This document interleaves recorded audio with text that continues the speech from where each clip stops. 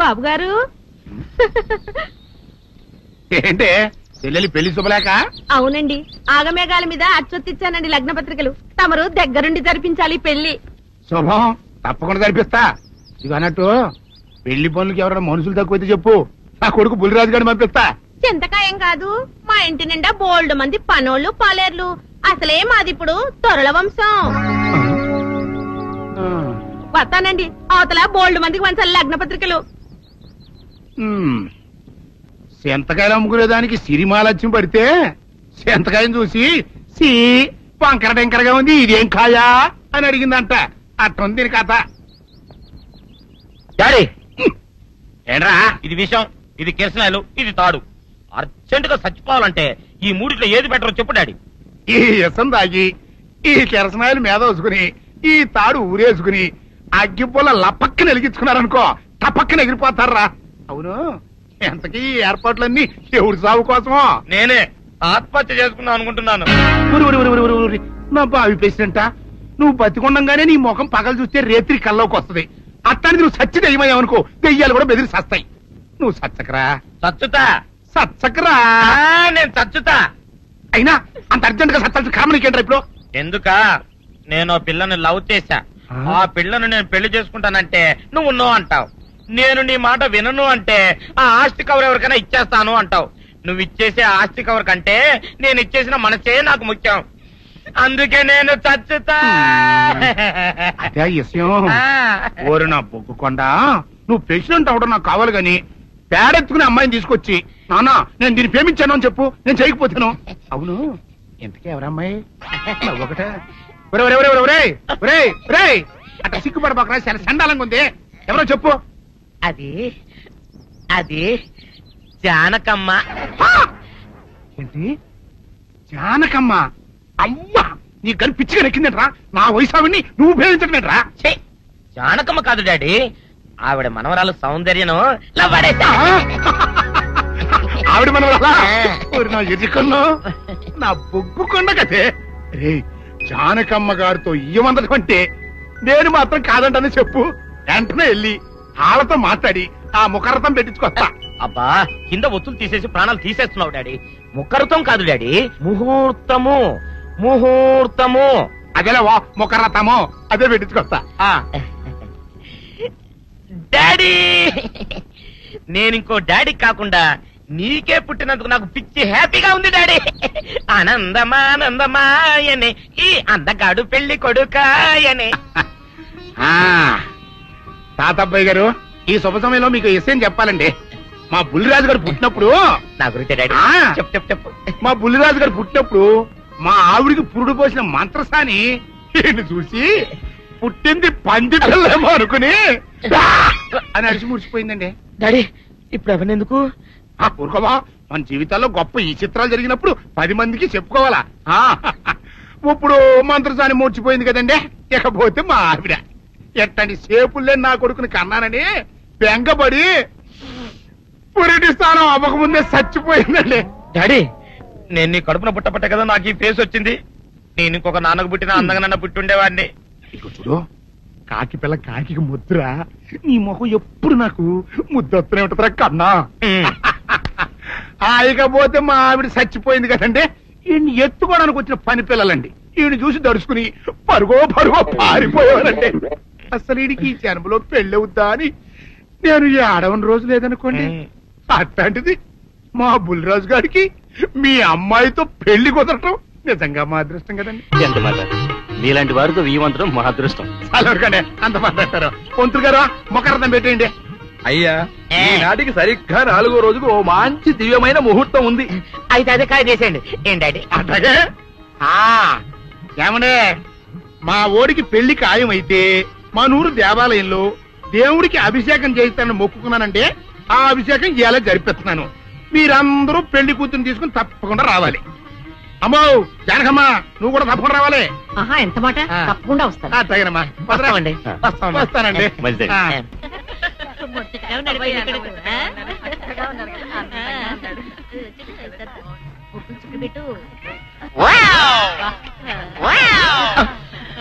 ఇదేమిటి, ముక్క మీద నల్ల చుక్క కదా పెట్టాలి, తెల్ల చుక్క పెట్టారేమిటి?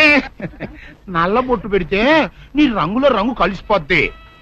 నువ్వు పొగ్గుకుంటావు కదా, అందుకే నేనే తెల్ల చొక్క పెట్టమన్నా. డాడీ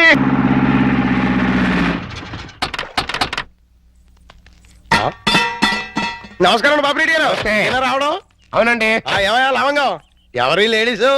మాధురి దీక్షిత్ అని మా ఊరేలండి.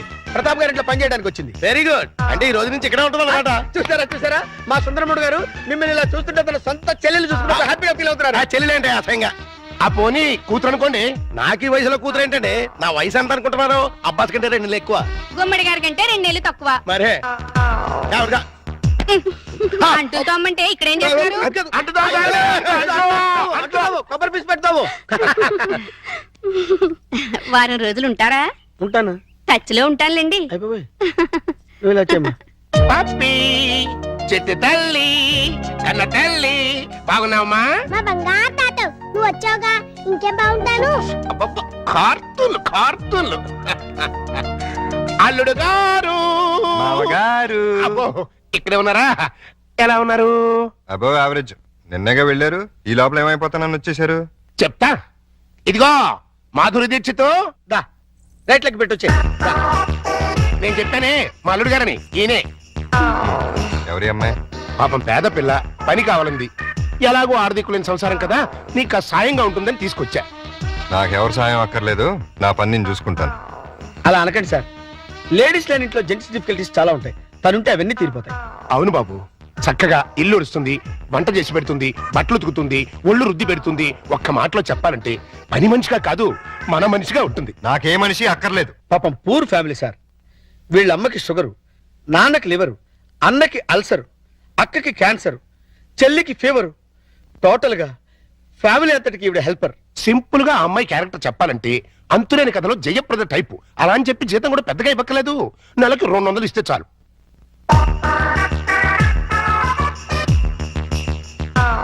ఇదిగో తీసుకెళ్ళి. సారీ అల్లుడు, అలా ఊరికే ఇస్తే తీసుకోదు. కష్టపడి సంపాదించాలనే మోడల్. ఈ ఇంట్లో ఉండేది పప్పి నేను. ఏం పనులు ఉంటాయి ఇక్కడ? ఉన్న పనులే చేస్తుంది. కాదను కల్లుడు. సరే ఏదో ఒకటి చేయండి. అమ్మయ్యా, అల్లుడు ఒప్పేసుకున్నారా? ఇదిగో గోల్డెన్ ఛాన్స్. ఒళ్ళు దగ్గర పెట్టుకుని పంచి పైకి వస్తాం. నా టాలెంట్ మొత్తం చూపిస్తాగా. ఏం చూపిస్తావో ఏం చేస్తావో మాకు అనవసరం. నెల తిరిగేసరికి నా అల్లుడికి భార్య, మనవరాలకి తల్లివి అవ్వాలి.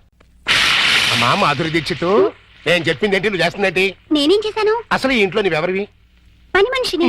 పని మనిషివే కాదు, మా అల్లుడికి పనికొచ్చే మనిషివి. ఈ వంట పనులు టెంపరరీ. టాలెంట్ మొత్తం ఒకసారి చూపించేస్తే భయపడిపోతారేమోనని ఇన్స్టాల్మెంట్స్ లో ప్రొసీడ్ అవుతున్నా. నువ్వు ఇలా ఇన్స్టాల్మెంట్ మీద ప్రొసీడ్ అవ్వు. ఈ లోపానికి 60-70 ఏళ్ళు వచ్చేస్తాయి. నువ్వు ఈ మిక్సీ పనులు ఆపేసి ఆ పనులు మొదలెట్టు. అదిగో కార్ సౌండ్ వచ్చింది, అల్లుడు గారు వచ్చేట్టున్నారు. నువ్వు ముందు పనులు దిగిపో.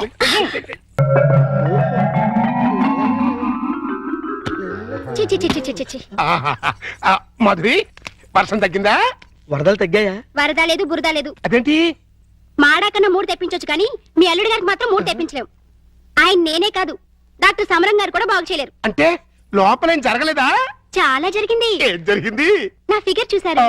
లోపలికి పిలిచి అంతవరకు మేము ఫాలో అయ్యాం. ఆ తర్వాత ఏం జరిగింది? దగ్గరికి రమ్మన్నారు, ఆ, వెళ్ళాను. ఆ, తర్వాత షర్ట్ పైకెత్తా,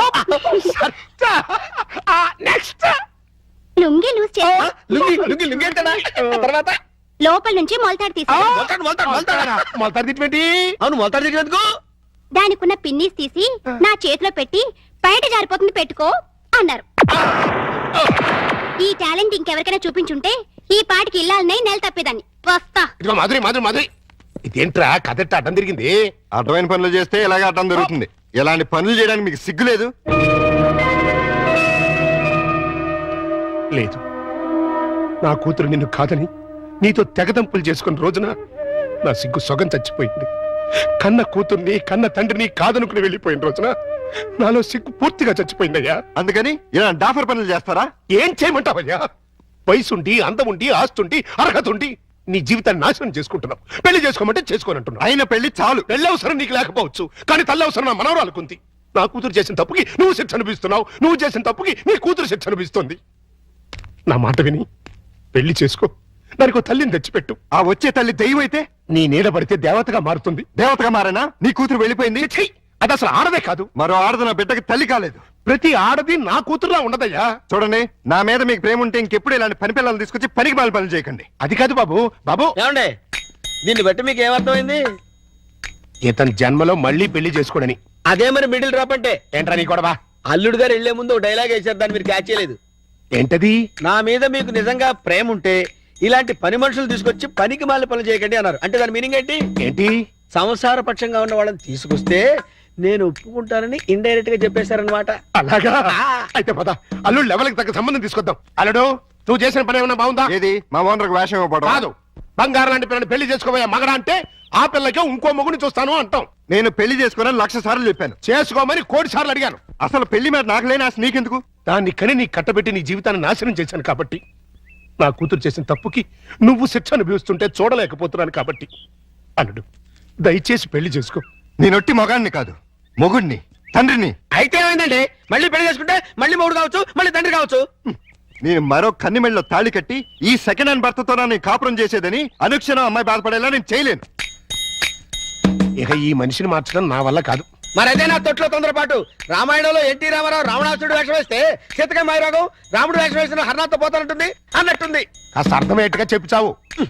మీరు ఇంకా క్యాచ్ చేయలేదన్నమాట. క్యాచ్ చేయడానికి బాలెవరేశారా? మీ అల్లుడు గారు ఆయన చెప్పిన లాస్ట్ లాగేంటి? ఏంటి? కన్నె మెడలో తాళి కడితే ఆ పిల్ల ఇతన్ని సెకండ్ హ్యాండ్ మొగుడిగా ఫీల్ అవుతుందని ఈయన ఫీల్ అవుతున్నారు. అంటే దాని అర్థం ఏంటి? ఏంటి? ఏంటంటే కన్నె గారి పిల్లలు చూడండి అని. కన్యగాని పిల్ల అంటే ఏదైనా కేసును చూడమనే? మీతో అదే అలాగే విడాకులు తీసుకున్న పిల్లలు చూడండి అని. విడాకులు తీసుకున్న పిల్లలు ఎక్కడ దొరుకుతారా? అమెరికాలో అయితే కుప్పలు కుప్పలుగా దొరుకుతారు. ఇండియా సంగతి చెప్పు. ఓ పని చేద్దాం, విడాకుల కేసు కోసం కోర్టుకు వెళ్దాం. మనకి పెళ్ళాలే లేరు, విడాకులు ఎవరిస్తారు? అయ్య బాబాయ్, జోక్ లేకండి బాబు, లాఫింగ్ చేయలేక చచ్చిపోతున్నాను. అది కాదురా. మూసుకుని నన్ను ఫాలో అవ్వండి. కమాన్. సక్సెస్, నేనే గెలిచాను. విడాకులు శాంక్షన్ అయిపోయాయి.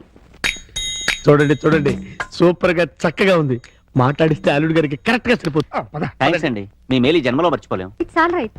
కంగ్రాచులేషన్స్ అమ్మా. థ్యాంక్స్ అండి. మీరు మీతో రిలేషన్షిప్ కలుపుతున్నాను. ఓహో. ఇప్పుడు విడాకులు శాంక్షన్ అయిపోయింది కదా, మళ్ళీ పెళ్లి చేసుకోవచ్చా? తప్పే ఉంది, తప్పకుండా చేసుకోవచ్చు. బాస్, నువ్వు నాకు బాగా నచ్చావమ్మా. అయితే పద. ఎక్కడికి? నీలాంటి సెకండ్ హ్యాండ్ కోసమే మా అల్లుడు గారు వెయిట్ చేస్తున్నారు. నువ్వు ఒకసారి వచ్చి చూసి ఊ అంటే మీ ఇద్దరికి పెళ్లి చేసేసి హనీమూన్ పంపించేస్తా. నాకు పెళ్లి చేసి హనీమూన్ పంపిస్తారా? ఆ. ఏమండి, ఒకసారి రండి. ఏంటి జెన్సీ? ఈయనెవరు? నా భర్త.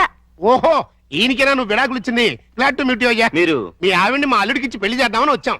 ఫ్లాష్ బ్యాక్ మర్చిపోయి మీరు కూడా వచ్చి 4 అక్షంతలు వేసి దీవించండి. నేను బతికుండగా నా పిల్లని పెళ్లి చేస్తారా? బాతికుంటే మాత్రం ఏంటయ్యా, విడాకులు ఇచ్చేసావు కదా. నేను విడాకులు ఏమిటి వెంట్రా విధవా? విడాకులు శాంక్షన్ అయినని ఆవిడే కదా అంది.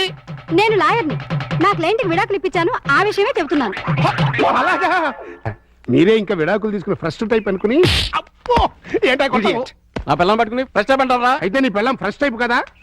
ఏంట్రా, నేను ఫ్రెష్ గా కాకుండా వాడేసిన బ్రష్ లా కనపడుతున్నానా నీకు? రాస్కెల్.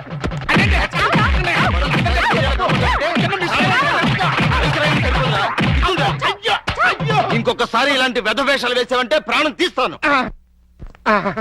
అమ్మా, కొడితే కొట్టావు కానీ నువ్వు విడాకులు ఇప్పించిన కేసు ఎవరో చెప్తావా? అదిగో ఆవిడే. ఆహా. నువ్వా? ఈ వయసులో నీకు విడాకులు ఏంటి తల్లి? లేకపోతే ఎంతో ముచ్చటపడి షష్టి పూర్తి చేసుకుంటానంది మా మామ. కట్నం ఇస్తేనే గాని తాళి కట్టనన్నాడు మా తాత. అంతే, కోపం వచ్చి విడాకులు ఇచ్చేసింది.